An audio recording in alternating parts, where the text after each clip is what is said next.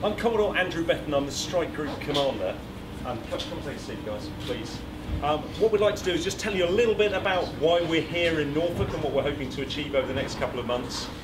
But by way of introduction, the Royal Navy has operated aircraft carriers for 100 years. So we've just celebrated the centenary of the first deck landing last year. But this is a completely different type of aviation.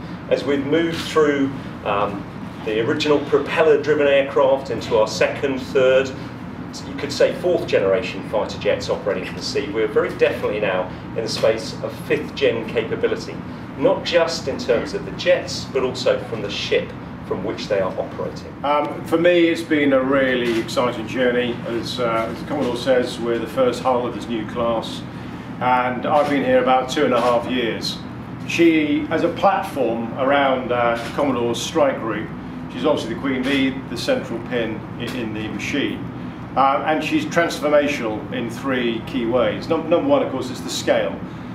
It is the largest warship the Royal Navy's ever operated in 1,000 years of history. The nearest really we can connect to is probably the old Ark Royal back in the late 70s. And so that's quite new for us. Secondly, it's transformational because it's trans-organisational.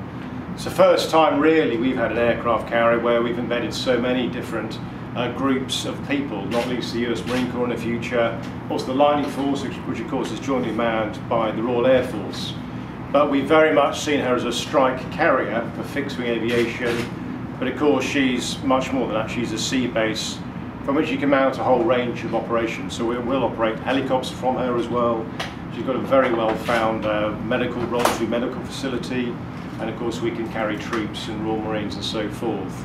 But we do also recognise Norfolk as the premier US Navy base on the East Coast, and it's fantastic to be here alongside other carrier operators, specifically here with Abraham Lincoln just next door.